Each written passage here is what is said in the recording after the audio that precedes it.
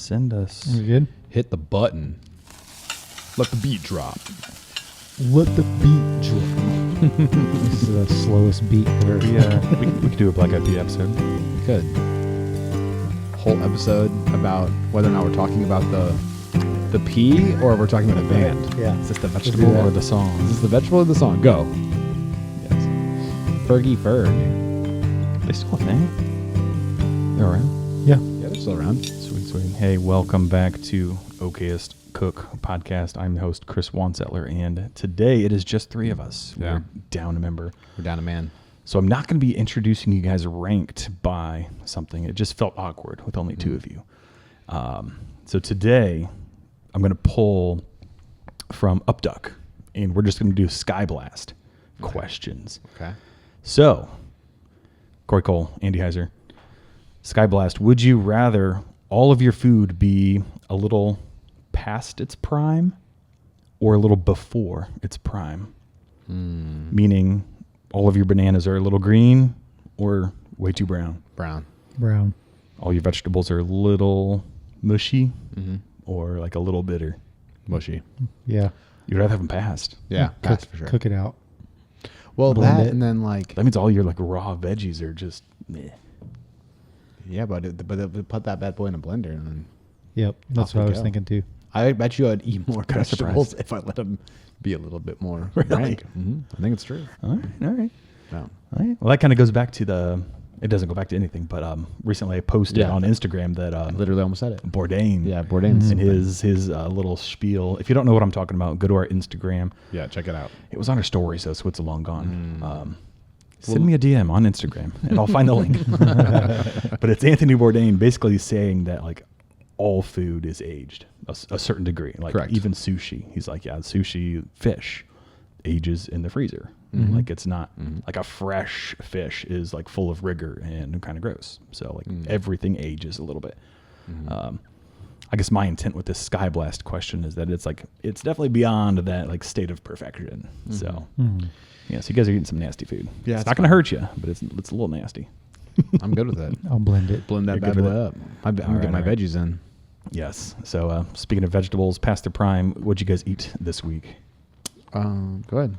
I've had fish 4 nights All this right. week. Nice. White river fish? What are we talking about? Salmon, wild Ooh. caught salmon. Nice. I did a different spice, different seasoning each night, make There it you go. taste a little bit Kind of like different. we talked about that a Yeah. little bit, you know? Yeah. Changing it up? Yeah. So we had I did a barbecue blend on one, which was really good. Like a custom spice blend or? No, store-bought? it was Jungle Gems. I'm really into You're a Jungle fan. Gem stuff. I am. Yeah. I ended up getting like 5 or 6 of their Okay. seasons. Dude, we need to do an Okayest cook trip. Dude, that would That'd be be awesome. sick. Yeah. Well, we need to four do of us our go down bug. there. We need to do our bug episode because I bought all those bugs. Oh, you did. You sent that to us, didn't you? I used your Texas dust that you got us So on good. one. Solid on salmon. Paisley ate it. My littlest one Nice. lit her mouth up, but Well, you'll have that. then I did today's one. Actually, I did a citrus with a citrus vinaigrette Nice. on it. It was very good. Do I love vinaigrette? So good. Is it me or you?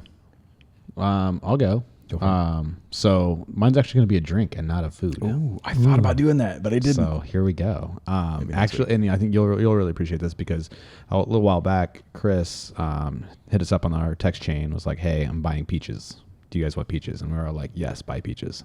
Yeah, and so when good. we Peach did truck. that, I Shout took out- forever. shout out Peach Truck. Yeah, peach truck. It took Send us a box. It took me forever to get up here to get the peaches from you. So they were a little past their prime. No, they were fine. They were fine. But I remember I called and asked you about like how to like peel the skin off to like preserve Yeah. them.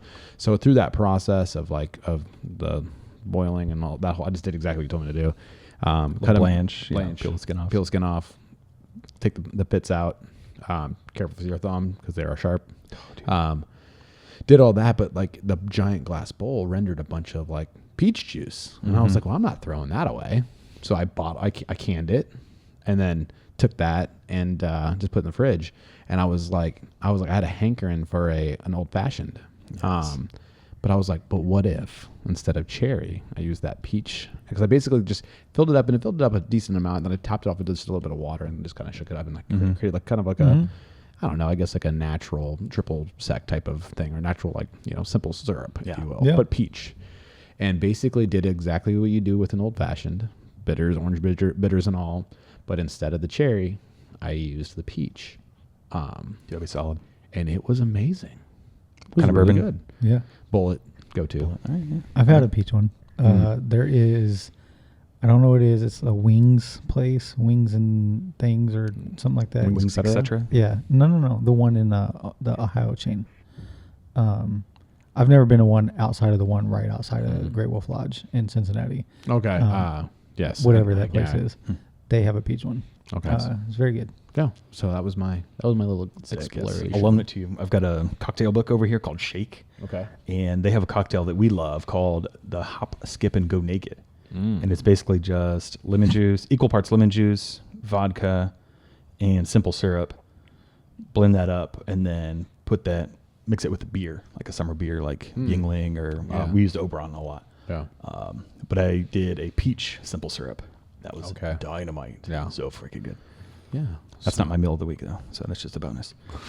What's your meal of the week? So thinking about the casserole episode we just did, I just did some wicked searches. You know, I wanted to do that whole like, you know, make a couple casseroles, throw them in the fridge, or throw them in the freezer.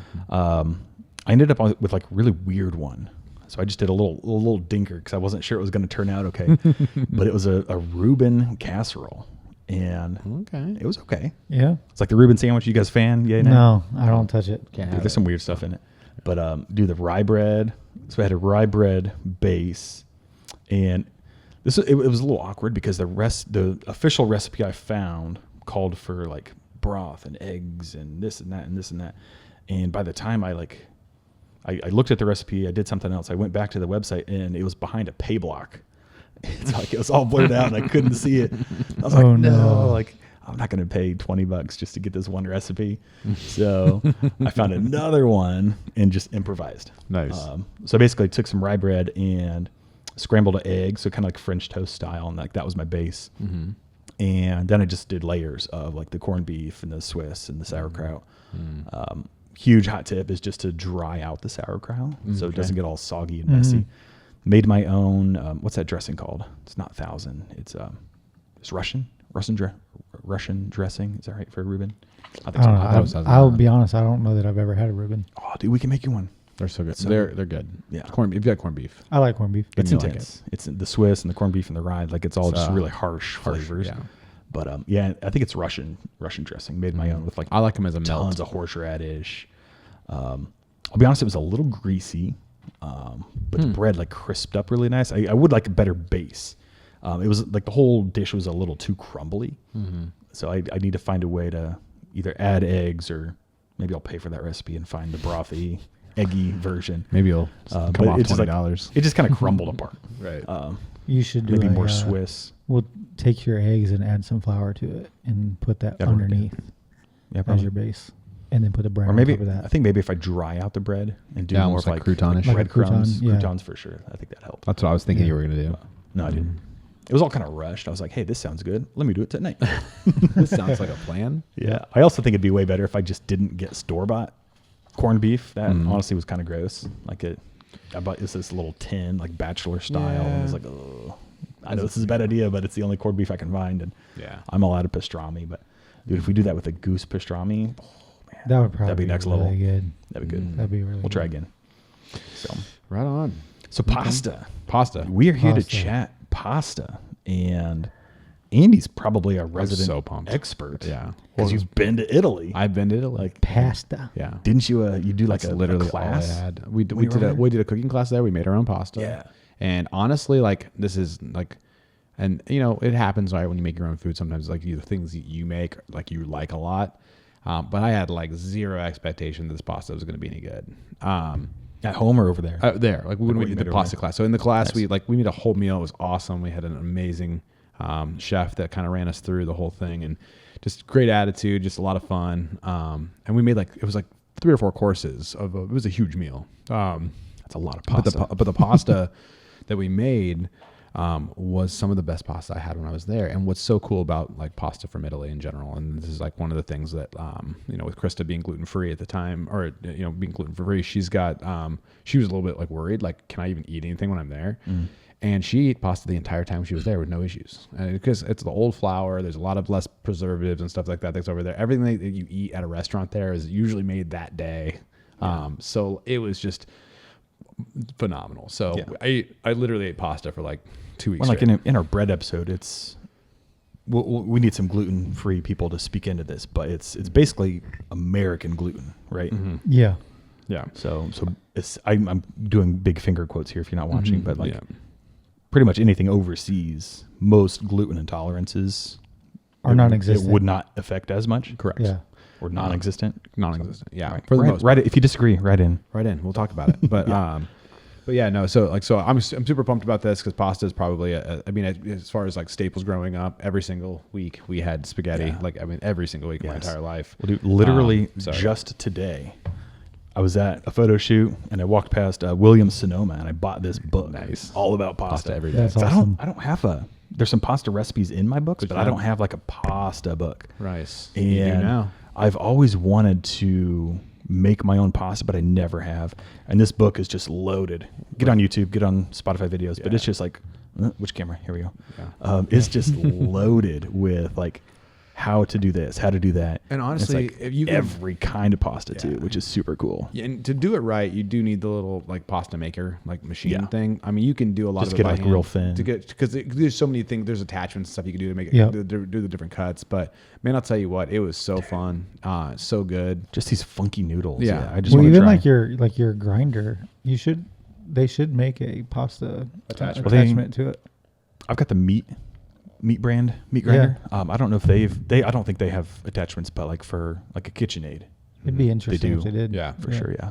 Yeah. I'll look that up because I really want to make some. I've just for been sure. It's so dragging my feet. What's so cool about it? Because even if you use our flour here, but like you can even buy the old world flour and have it shipped over and make your own version of it here. And is it Nicole Taylor's? I think it's the name of the pasta. They sell that at a bunch of That's where I got the squid ink pasta a while back. So that will give you probably the closest that you can get to Italian pasta here. That's a really good example. It's so good. But I can't even explain how much better it is there. And I don't know if it's because you basically just drink wine and you're drunk the whole time, but that helps. That helps a lot too. But every single dish there was so good. Most of them had pasta associated. We spent a lot of time in Florence, so there was a lot of like steak options too. So that was cool. Nice. But, That's awesome. My sister actually lived over there. Yeah. My brother-in-law was stationed in Naples. Okay. And so they, ate it everywhere. Oh, dude, that and then like It's everywhere. Oh, so good. But Well, there's another local chef in town. Instagram handle 317 Pasta. I met her at an event, and like she's super cool and like really wants to chat with us about stuff. So we should have had her on today. We have MTC. I know I drug my feet, didn't get the invite Next out time. soon enough. Next But time. we'll do like a special guest episode with just her, Yeah. I love that idea. fixing all of our errors from today. Like she's gonna come with. I have some notes. She's like, actually, Here's all of the things that you said wrong. Yeah. yes. Well, so pasta over there, is it kind of like pizza where like it's all about the dough, it's all about the crust? Like how do they do the sauce? So like what's that ratio look like? So I'm excited about the recipe for today too because it was my very favorite pasta that I tried. I didn't look at it, so Okay. I have no idea what good. it is. Don't- yeah. I'm excited. But it was my very favorite dish. It was the very first thing I had when I got to Italy as well. And so then became the thing that I tried lots of different places.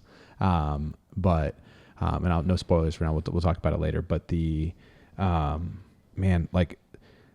the thing that we tend to do here in America in general is just over sauce things in general. Oh, yeah. And what you'll find there is that Probably because our flour sucks. because our flour sucks. Yeah, the Doesn't pasta. taste good. Yeah, the pasta is just a vehicle here. Yeah. Where there, it's like it's the crown piece of it all. Yeah. But man, some of the raviolis that we had there just was so good, just so much better than what we like. That was actually what we made at the when we made our own dinner, and that was one of the pastas that we made was ravioli, and it was just spinach and ricotta cheese stuffed. gosh. It was so good. That's It was awesome. so good. But like, so I would say that it's lighter dressed in general as far as the dressing, the sauces go. But again, just the flavor profiles because everything's just cleaner. It's made there then and at that point in time. Yeah. So like just a different way of life. We're here in the U.S. to do what we do. We've talked about this before on the show that, a lot of the things we do for mass farming and preservation is because we're trying to feed a lot of people and make it food more readily available. Where there, it's kind of like you go and get what you're going to make today. Yeah. Today. Well, like you said, it's fresh. Like they made it that day or the day before. Maybe it was frozen. Like Nicole Taylor's freezes theirs. Yeah. But like it's not dehydrated. Right. It's not chucked full of preservatives, and it's not been sitting on a shelf for 6 months waiting for you. So good, man. I don't know. Just like I said, if you have a chance to ever make your own pasta, I definitely would do it. Or go somewhere where they I'd make say their everyone own pasta. definitely has a chance to make your own pasta. Do it. It's easy. It's way it's spend it way afternoon. easier Just than learn people it. it's think. way it's way easier than you think. And then again, like if you're an appliance person, get the little metal thing that attaches to your countertop, and you roll it through and flatten it out, cut out the strips, and then there's another attachment you put it right back through, and it cuts it into little slivers, and there you have linguine. Yeah. Like, it's really simplistic. Yeah. Quit So, dragging your feet like me and just do it. yeah. It'll be a purchase that I'll have soon enough. It's a lot of fun too. It's a fun process because you get to make a mess a little bit on the countertop. But it's also Do it pretty with your easy. kids. Kids love it. It's an easy process for sure. But yeah. So how, on a scale of 1 to 10, how easy do you think it would be to make pasta like without that attachment? Like just using a rolling pin, just using a pizza cutter? You're going to end up with thicker noodles. Yeah. Because you're just going to make thicker. You're going to like More tip the challenging, pizza. but It's a like, little challenging. you don't necessarily But they need... also, you don't need that thing. In fact, you could actually, with the rolling pin, roll it out, and then they make it's like a little handheld version where you just rip down it, and it'll make the slivers all the same. And then that's like It's really like inexpensive. it's a little machine that's like 5 or 10 little mini pizza cutters attached to it. Right. Like And that's what I'm picturing. That's what you're talking about. So it's on a roller. There's like a roller one. That one's really, really inexpensive. But the one that you actually attach is metal, and you just sit there and wind it. That's what we used when we were in Italy as well. So, but yeah, I mean, if you got disposable income, the machine is definitely the way to go. Oh yeah, is what I'm hearing. Yes, for sure. Well, and because it has so many different attachments, so you can do, rotini, penne. You can make all the different types of one of the things noodles. that you were kind of showing in these pictures, like where they have these different like things that they All the roll weird the things. pasta against to make them have those fun shapes. But ravioli, all it really is 2 strips that you put this is what we did anyway. We you flatten it all out, and you end up getting this one really long strip. And then it's like a spoonful in each section. Then you want to over it, and then you literally using your fingers pinch between each one of them. Yeah. Cut that with he just has a fancy cutter. That's what makes those fun edges. And you just rip down the sides of it, and then you have a bunch of pieces of ravioli there, and then pop those bad boys in the water. And if you don't have that cutter, you cut it, and then you just take a fork. Yeah, and then just use a fork. I was about to say we definitely eat with our eyes to a degree. I mean, as a photographer, I care more than I should about the way food looks, but like Corey said, just do it. So it's good. gonna taste the same. Yeah. More or less. Like don't. But again, what I love about pasta in general is that it is just we talk a lot about like having to feed like a family and having to feed a lot of people at once. What a great way to really fill someone's belly inexpensively. Because at the end of the day, it's we're talking about flour and water, some salt. Yeah, well, let's dive into like the health side of things here for a second. So I Googled, I forget what I Googled, but basically I read like pasta is like our empty carbs. Yes. What does that mean exactly? So this is a little bit, if you go back and listen to the episode on meal prep, we talked a little bit about macronutrients, and macros is like follow up to that, like explain why athletes love it. Like in your description here. So, So with macronutrients, again, just as a recap, there are 3 macronutrients. You're talking about your proteins, your carbs, and your fats. That's what you're trying to measure, right? Yeah.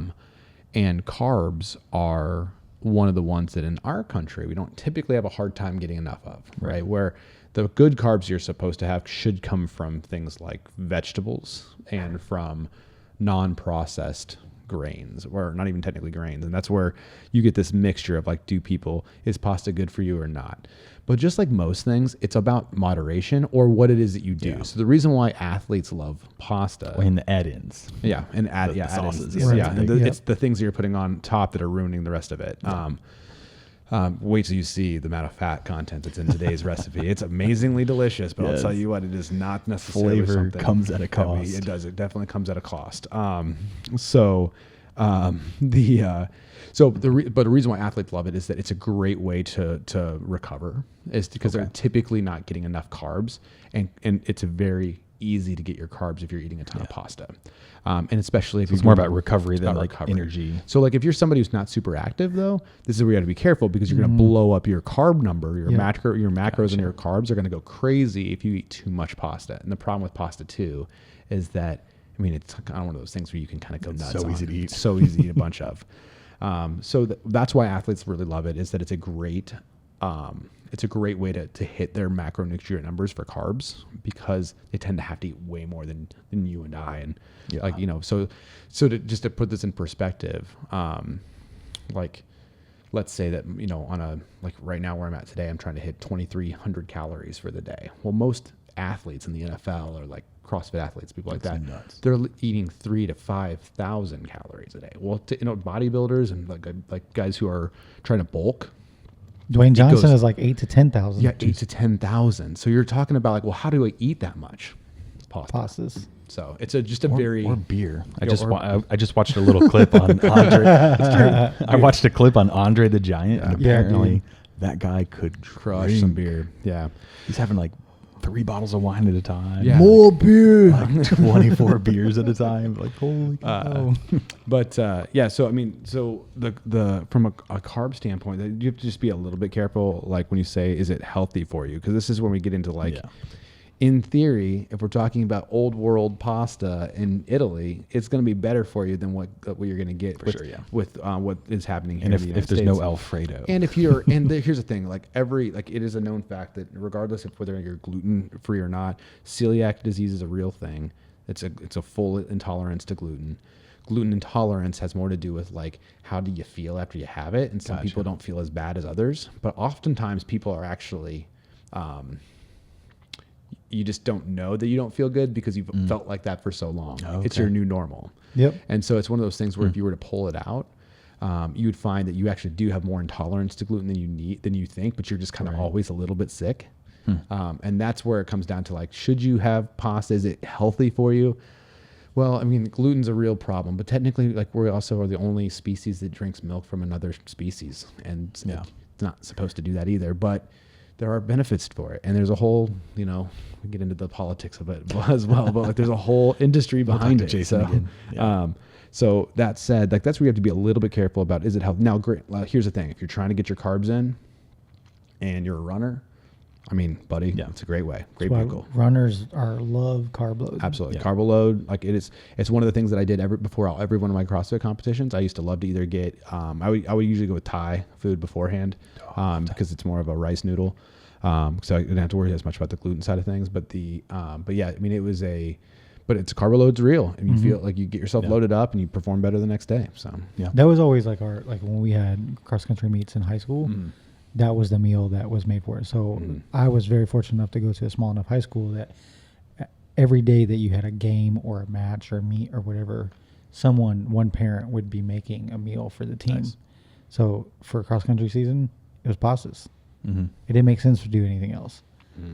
You load up on that, you go and do your run, and you know, we weren't the best team by any means, but we would always have, you know, enough energy to run the races. Yeah. So yeah, it's a great source for that for sure. But you know, the thing you kind of alluded to is the sauces. So this is where you have to be real careful. I mean, some of the most delicious things out there. I mean, they're good because they're savory, and they're good because there's a lot of fat in them, and that's where you just got to be kind of careful when you're talking about like but again, back to my experience in Italy, is that you don't necessarily have to have just overloaded amounts of sauce on things for it to be really tasty. When they're making fresh sauce. Yeah.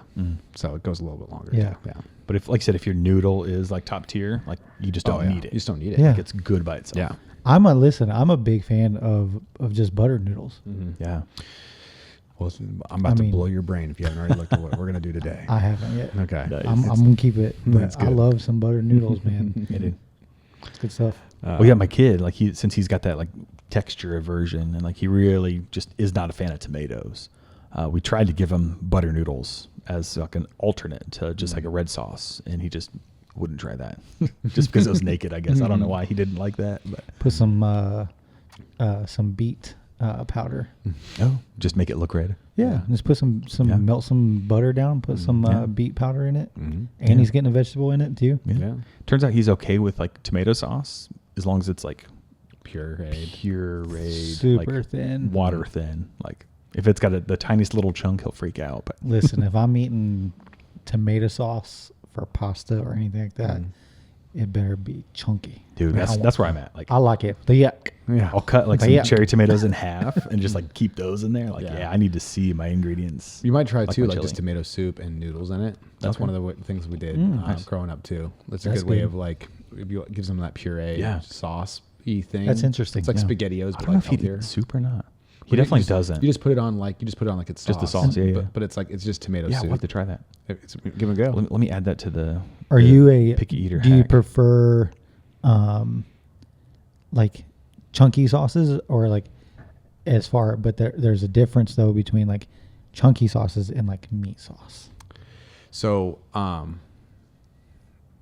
we made like a bolognese when we were there, and which is very popular. People say bolognese, and I always picture bologna. Yeah, it's So not like vanilla. break bolognese down. Like so- I know it's a sauce. It's a a red sauce. It's a but- red. It's a red based. It's a red tomato sauce that's got carrots and celery and onions in it. Yes. But it's thin. They're really finely chopped, and there's a lot more carrot in it than you think.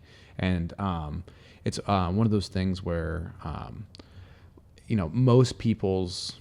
Oh wait, I'm about to get in trouble. Anybody who's Italian is gonna be so pissed at me right now. But right like, in, tell us why Andy's wrong. so Because it's not technically a bolognese is a not- red sauce. Yeah, it's technically orange sauce. It's technically not a red sauce, but it's got tomatoes in it, and so anyway, so there's something that's like nothing is necessarily called.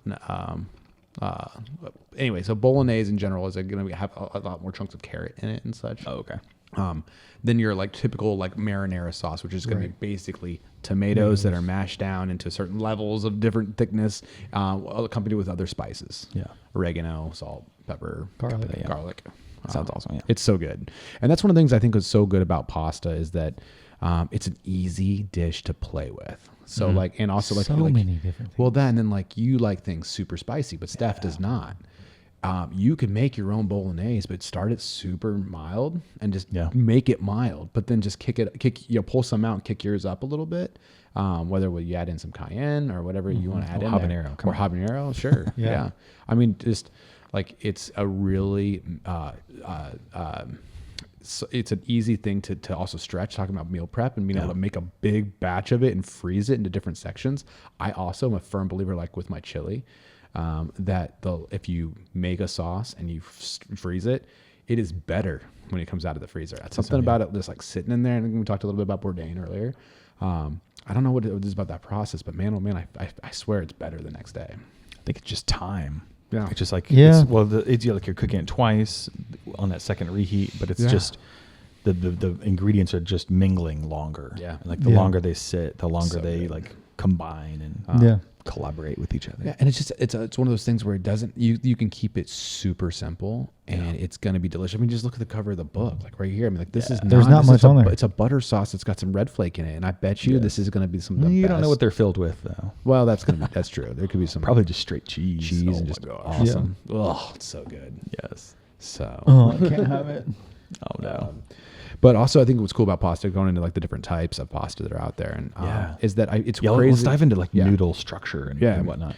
So I think that easy to start with the straights, the basic ones: spaghetti, linguine, fettuccine. All three are basically the same thing. They're just variations of the different widths Diameters. and lengths. Usually, the diameter, or however you want to call it, but like how wide the noodle would be if it were laid flat.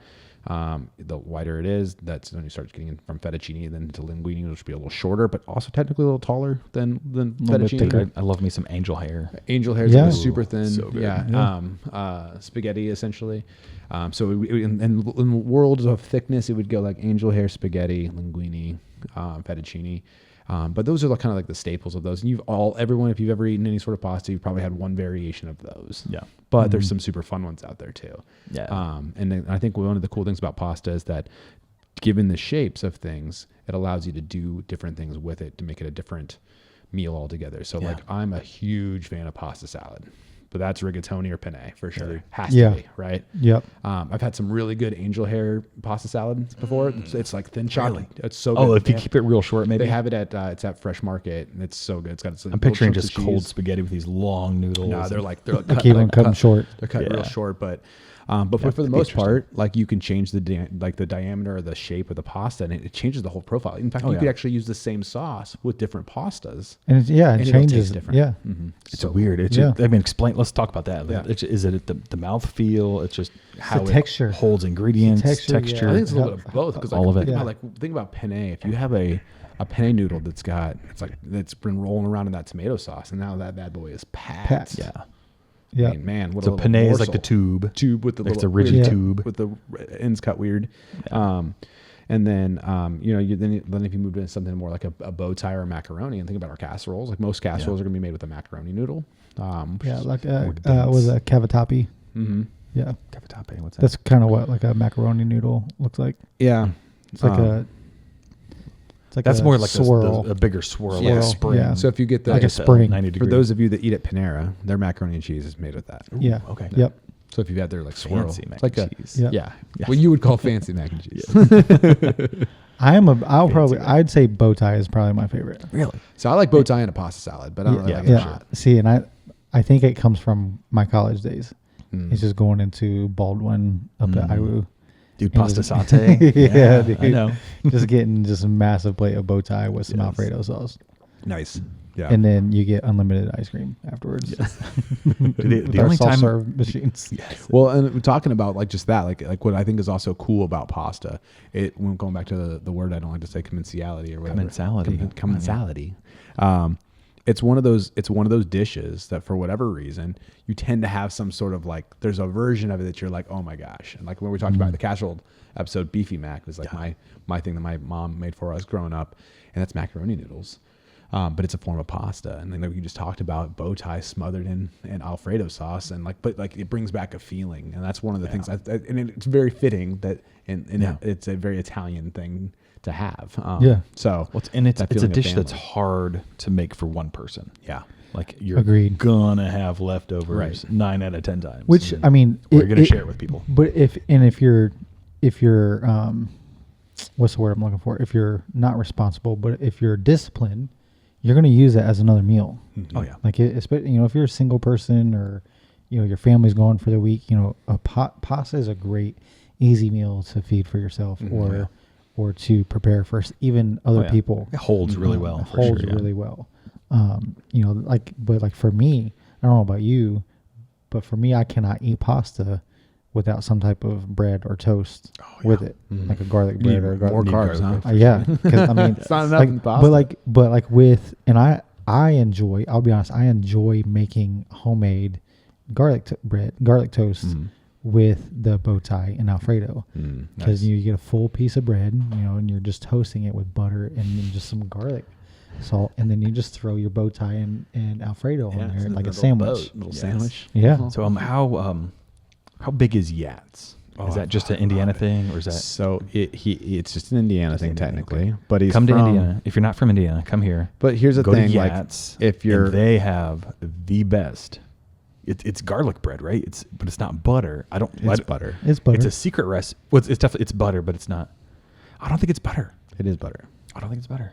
The red butter that's on the toast. Yeah, It's I a don't think seasoned butter, just like the No, because my uncle asked them, and they would not give him the recipe. But I'm pretty sure they might be said an it's not olive butter. oil butter mixture. Yeah. It's Regardless, it's a it slop. is like the best. It's very good. garlic bread. But it's funny that you like that's a that's a Cajun. Cajun. Yes, Yeah. It's rice. it's more rice. It's less about the pasta. More it's about the garlic. There's no bread. pasta on it. Yeah. No. But I need to find if you're from Indiana, you've had Yats, That bread. That's pretty phenomenal. dissect that bread.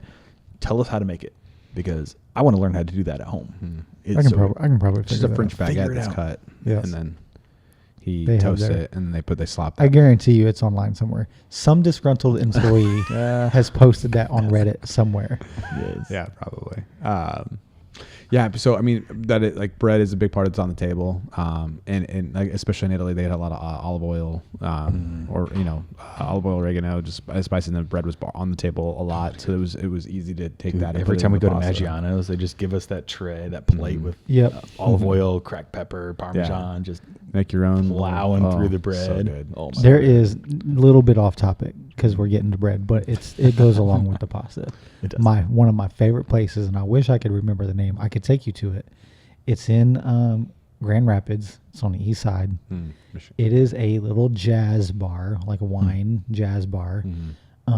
They serve you a massive bowl of bread and like 13 different trays of olive oils and oils to just dip it in. It's pretty amazing. I'm not gonna lie. I've been there a couple of times and I crave it.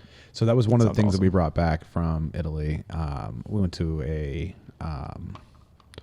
winery that they cannot produce enough wine to even get out of Florence, let alone to the United States. So it was like if you wanted it, you could buy it here and then ship it and not have it shipped home.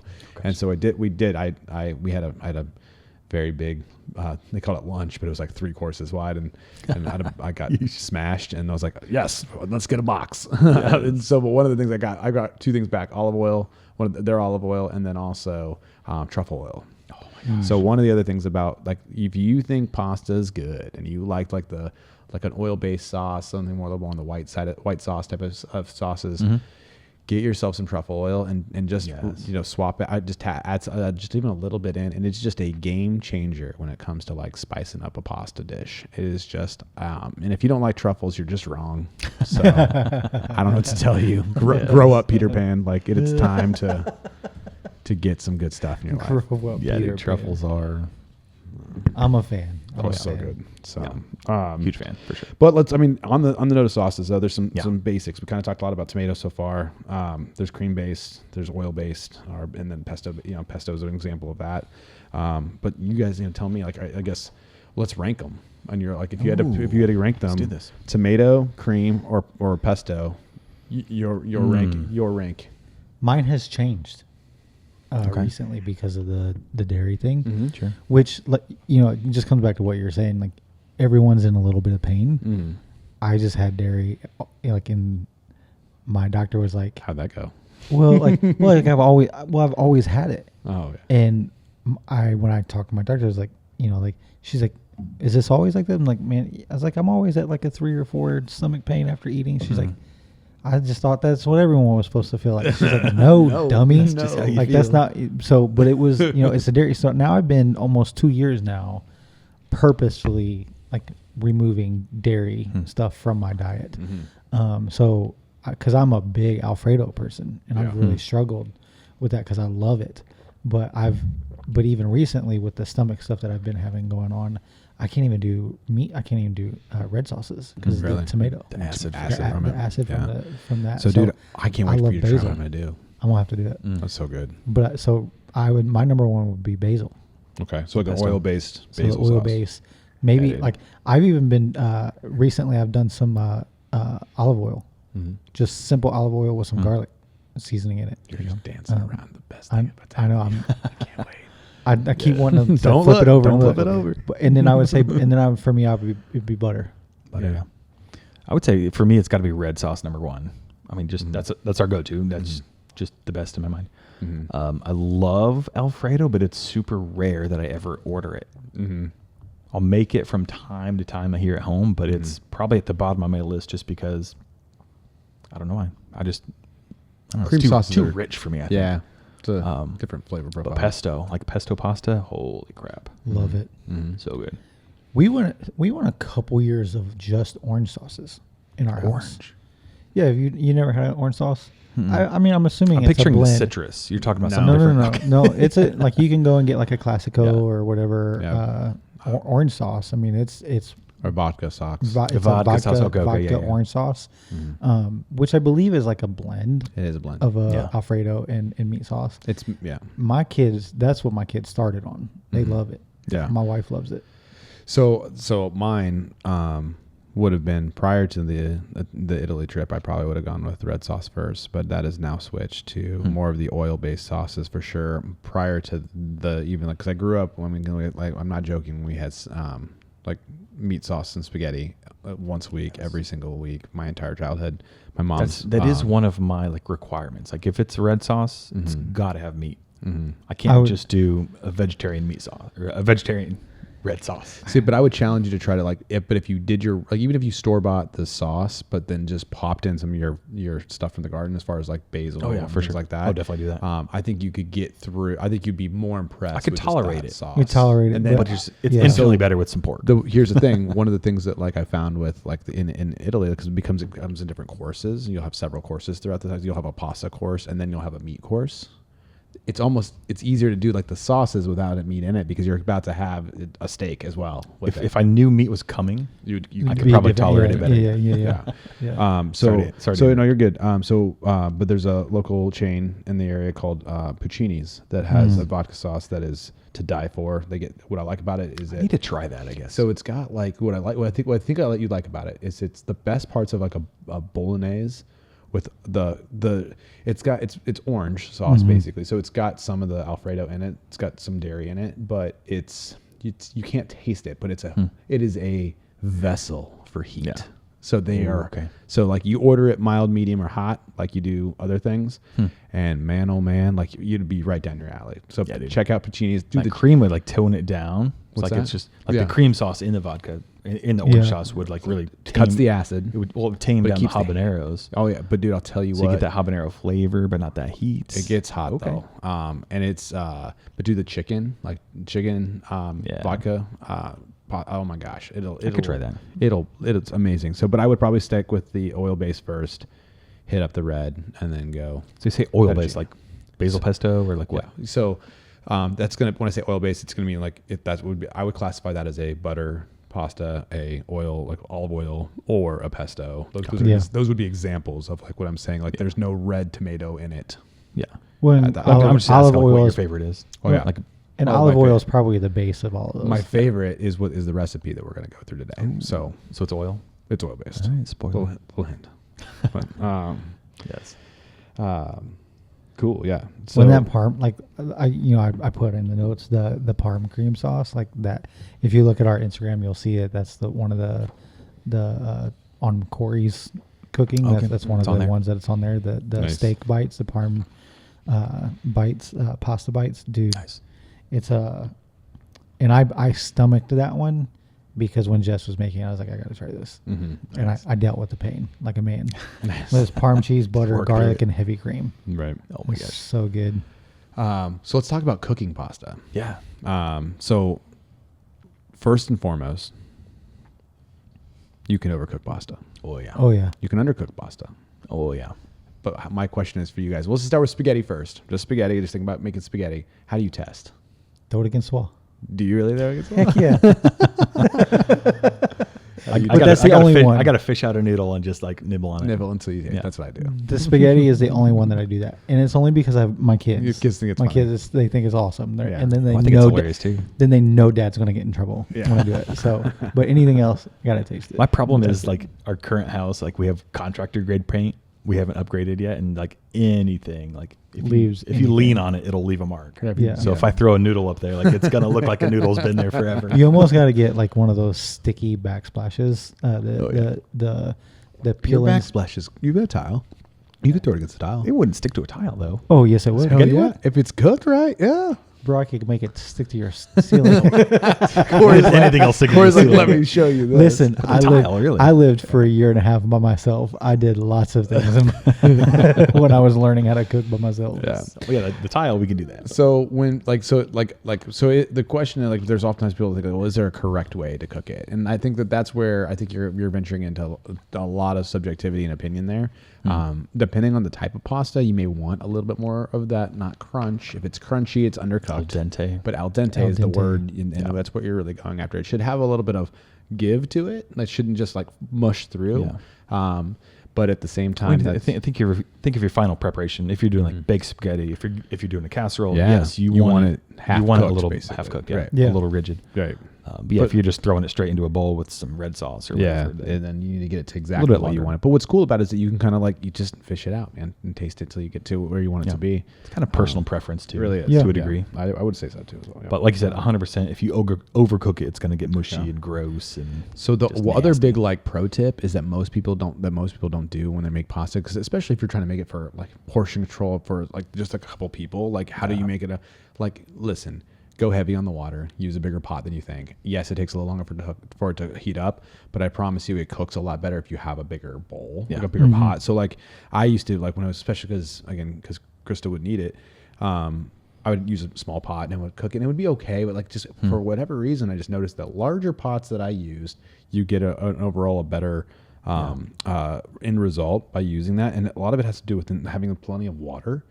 And if you're not salting your water when you're boiling pasta, you're just, again, you're doing it wrong. well, I was Yeah. going to ask how much Salt. salt you throwing in there. So I use my hand, and I honestly, my salt full water is handful. probably way saltier than what most people would use. But I literally try to fill like just like the center pocket of my hand, geez. and I dump that in there. But I That's won't a use lot. like I tend to not use like the expensive salt because we're just making salt water at that point. Yeah. But like Quarter man, teaspoon.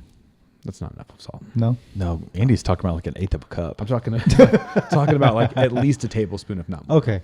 I That's, mean, I that's can way understand more that. than a tablespoon. That's what I'm saying. In It's my like house, 3 tablespoons. It's probably at least 2 tablespoons. It's, Okay. but I'm talking about a big pot. So this is Yeah. the thing. We're not Okay, talking yeah, about a yeah, little yeah, pot. We're yeah. talking about like an actual full. But still, like size. you're right. Like it's going to be salty. It's going to be awesome. Like Yeah. those noodles are going to taste amazing. Way better. But yeah, then again, it's one less thing you have to dress up. Yeah. And then fun fact, if you actually have a pasta spoon with the hole in the center of it, especially if you're doing like long noodles, that hole is for one serving. I've heard that. I've It never is. tried It's it. just true. It's true. It's one serving. I love leftovers, so I just do like a handful. Like Bro, we just make the whole box. Whole box. Yeah, make the whole thing. Yeah. The other like another pro tip, especially if you have an issue, like let's say you're boiling a pot, like hey, like every time I make pasta, I always end up having it boil over. Like how do I stop that? So pro tip for pasta cookers out there. And you'll love this because it's one of your favorite ingredients. Yeah, Butter. dude. I know what you're gonna say. You can either use butter or oil, but when you get your pot going, it starts to boil. If you take just a paper towel with some olive oil on it, and just on the inside of the pot, just rub that on there to create like an oil barrier on the top, just an inch or so. it's not in the water. Not in the Not in the water, water. above the Okay. water level, just on the edge of the pot. When I've- the water comes up and hits it, the oil will actually keep it down in place. And so you Yep. can either use butter or oil. or olive oil. is Yeah, what I we tend to were use. about to have an issue here because you said oil, and I'm like, oh no, like it's a sin. Like you don't put oil in the water. No, No. not in the water. No, No. This is just Yes. on the Okay. edge to keep it. From I've never boiling tried over. that. And so it's especially if you have a lot going on in the kitchen, you get Yeah. kiddos and stuff. It's a great way. It's a good little like interesting. safety mechanism you can And install. I've heard- it's way better than the wooden spoon. Now the wooden spoon does work, but Yes. Yeah, only what's so the- much. I've explain that, tried it though. and it doesn't work for me. So- The couple times I've tried it has not worked. It stops it to an extent. It's Yeah. not going to. Anytime I've tried it, it's not going to make it go like stop coming all the way out, but it Yeah. will not. It will not implode. It's supposed to, out like- of the pot. So you got your bowl and you put the wooden spoon like Over crisscross over the top of the bowl, and it's supposed to stop the bubbles, but doesn't. The oil does a better job. Oil and butter are Nice. tried and I'll true. try that. Yeah. So the reason I say butter because usually if you have a stick of butter, you can just take the wrapper off the edge, and it's just easier yeah. to use as a. When I'm cooking, if I'm sitting there, if I walk away, it's not going to do it. But you just blow on the pot, like bubbles are gone. That's So, not but very- that's if you're standing there babysitting it. that's not very hygienic. Yeah, I'm cooking for myself here. No line chef. Yeah. He's not on the line, just blowing on people's food. The other big one too, like and this kind of seems like a no-brainer, but like stir the pot. It doesn't need to Yeah. happen. Like you don't have to constantly keep it moving. In fact, They it stick cooks to a the lot bottom, better. though. Well, be careful. again, they do stick to the bottom, but like it doesn't need to be like a constant movement scenario. I feel like it move 'em cooks around. better, but like stir the pot. If you're just popping them in there, like come on, it feels You'll like a get no-brainer. like your but I feel spaghetti will like get clumpy. It'll get stuck. Yeah. You know, Yeah. move it around. just move it around. And then your cleaning process is harder. Yes. Yeah. It is. Yeah. So other than cooked other them? cooking, Good to go? Yeah, cooking is that. What's also cool too, like if you get a chance that we talked about earlier about getting fresh pasta, like Nicole Taylor's and stuff like that. it's amazing when you get like fresh pasta, like how quickly it cooks versus like the stuff that you get. If you're buying pasta from the store and it's because hard it's not and shakes in a dehydrated. box, it's not dehydrated. Yeah. It is a different process, and if it's something you've not played with yet, like I urge you to go buy some 3-4 minutes, isn't it? Yeah, From Nicole's? barely. Yeah, depending on how you like it too. Like what I like about Nicole's, especially with the And that's spaghetti, from frozen. it's like this bowl thing, and then you just drop that bad boy in there and just get it moving, and just like it like octopuses apart into the Yeah, like, just kinda that's falls so apart. good, so good. So Yes. so yeah, if you haven't gone out and actually had like non-dehydrated pasta, if you're making your spaghetti from a Yes. box, which is no harm, shade. like, Yeah. no shade, but give yourself an opportunity. Like it's a great experience. I would encourage you to, if you like, because I know you've been into farmers markets lately. The Noblesville Farmers Market, they have a little family up there that has flavored pastas, no sauce needed. Really? And I thought, I was like, okay, I'm still gonna need a sauce.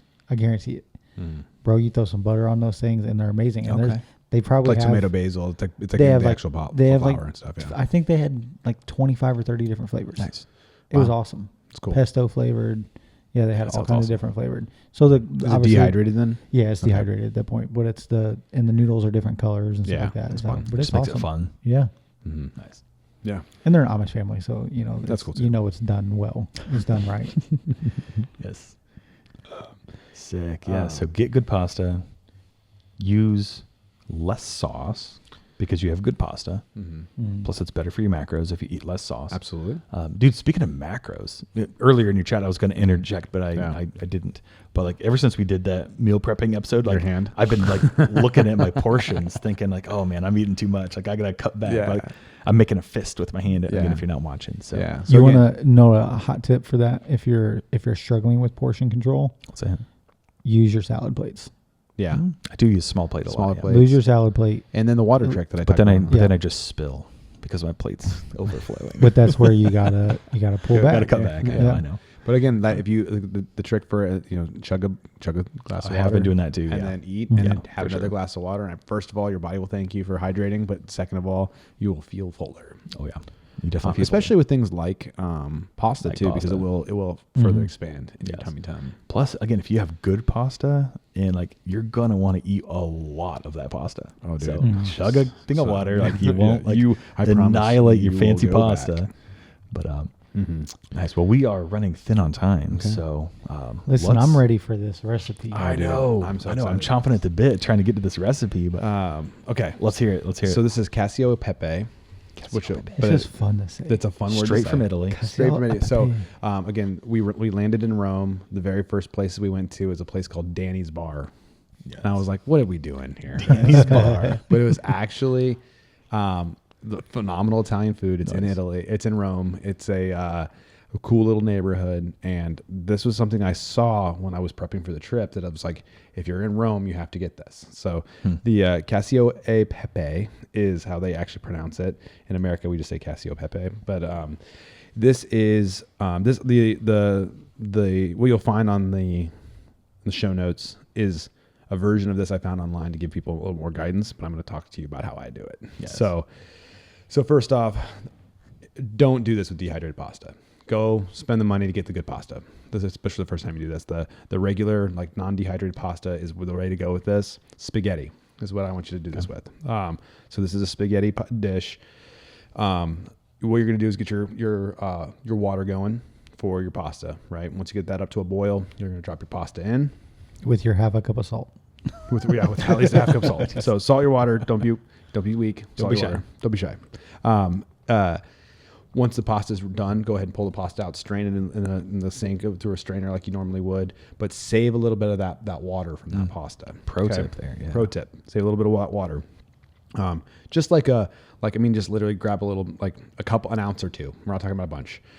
And then in the same pot that you just did this pasta in, right? So take that pot that you just dumped it out and in the sink. So now it's just pasta is in that bowl and you have a hot pot at that point, right? An empty hot pot. An empty hot pot. You're going to pop in that little bit of water back into the pot. And then I want you to take your olive oil bottle and you're going to turn that bad boy upside down inside of over the pot Plug it. and put oil in there, probably a little bit more than you think. The recipe calls for 5 tablespoons just for like measurement of sauce. So it's a decent amount of oil. Yeah. Right. Then you're going to take this is how I do it. Then you take the pasta and you put it back in there. And so this starts being a bit of a process. So the pasta goes back into the pot, and then go ahead and put that back on the burner, but on like a low heat setting at that point. And then from there, we're going to start dumping in some bomb ingredients. I use a salt cracker, like the salt shaker right through it, hit some good like pink salt on it, some cracked pepper, fresh cracked pepper, more than that than you think. And then your oregano, whatever your favorite Italian spice, if you have an Italian seasoning that you like. Yeah. I like just using just straight oregano in there. And then I need you to take Corey's portion of butter. So, which is usually a full to half a stick, like more butter than you think. And then you're going to put that in there and you just keep spinning the pasta into that. So you're getting this oil, this butter, the salt, the pepper, the oregano, all that's going to start dancing there. So you're going to get this really like speckly looking. It's still cooking. And it's still cooking. Okay. And the butter's in there. Now the last ingredient is they sell this at every store you go to. There's this, not the grated Parmesan from the aisle. I'm talking from the cheese shop. Stuff. The chipped up sizes, they're little bitty chips. No, go get the whole triangle. Right. Well, yes. Yeah. Well, you need to have it. You need to have it into shreds. You need to have it into strips, because what we're going to do next with it. So you're going to take these little. There's a bag, and it's actually they have a term for it. I'm spacing what it's called, but it's 3 cheeses, but but it's basically like your shredded Parmesan cheese, right? Yeah. You're going to take at least, this says a cup on here. Like, it's a good amount of cheese. Mm-hmm. You're going to put that in there with the oils, and it's still on the heat, right? So you're going to start mixing that in. This spaghetti is going to get like gooey and awesome. And what'll happen is you'll see it actually stir up into like a big like pile, basically. You're going to want to try to keep that pile going and get it kind of swirled on top of itself. And you're going to take that bad boy and just dump it on a plate. So it should stand up on your plate, probably 4 to 6 inches in like a pile, right? And that right there, pasta mountain. It's a little pasta mountain. If you want to garnish it with a little bit of throw a little bit more oregano over the top of it at the top. My God, you guys are about to have an experience. It is so rich, so decadent. So, it's one of those things where it's got the oil, the butter, and the cheese make this flavor profile that I literally cannot explain it other than just tried this. It's so good. So what are you drinking with this? Red wine? What are you drinking with this? Red wine, white wine? I think I can go with both. We had a lot of Aperol spritzes with this, but yeah, I drink red wine with it as well. But it's I guess technically a white wine. I feel like you need something kind of acidic to just help cut through some of that. So that is my go-to. Now I have further, because this is the Okayest Cook, and we are part of the Okayest Hunter Network, and we are hunters. Yes. Pro tip on this as well. In that same scenario, when you're dumping all that other stuff in, I'll take some of my ground venison from the week, and I'll just sprinkle that in there too. So there's little bits of that in there. But add a little more protein to the dish. But I'll tell you what, then I have my own Indiana version of this scenario. Yes. That'd be good with some slices of venison with some slices of backstrap on top of it. I'll tell you what. Or just backstrap backed, like with the pasta. Oh my goodness. Well, you do your rounds. You got to start with your pasta, and go to your steak after that. Yep. So, listen, guys, if there's one dish to try from us so far, this one is easy to do. It's fun to make, and if you wanted to impress, your wife, impress your partner, so you can Cacio and Pepe. Yeah, it is amazing, and in very few places will have this in the States here. So, but it's great stuff, dude. I'm making this for sure. I'm gonna check it out, because this is, with it being with a Romano or a Parm, those are hard cheeses, and they don't bother me as much. Oh, nice. Oh yeah, good. Yeah, so, that's awesome. There's a mixture. It's Romano, Parmesan, and one other Asiago together. All 3 of them that are blended in that's that bag. What we get. Get that bag, and I take half that bag and dump it in there. This is not a macro friendly dish. This is not good for you, but it is delicious. It's good for your soul. It's good for your soul. Yeah, that's like what is it? I think that bag. I know what bag you're talking about. It's a pound bag. It's a pound. It's like half a pound of cheese I put in this thing. But I'll tell you what, it's worth it, man. It talk about food that makes you feel good. Oh, yeah, it's a good one. It's a good one. Do your 20-minute walk after this. Oh yeah, you're gonna walk after this one for sure. Yes, I'm excited for this one. This is gonna be awesome. Yeah. All right, Corey, send us home. Make some pasta. Yeah. Tell us what you think. Yeah, I'm definitely gonna try this. And I apologize to all the Italians out there. I'm sure I butchered a lot of stuff here. But remember, Just write- we're write just in. okay. Yeah. Write in. Tell us what we. No Tell us our judgment. mistakes. Hello@okayestcook.com. All complaints go to Chris at. Okay, wait a second.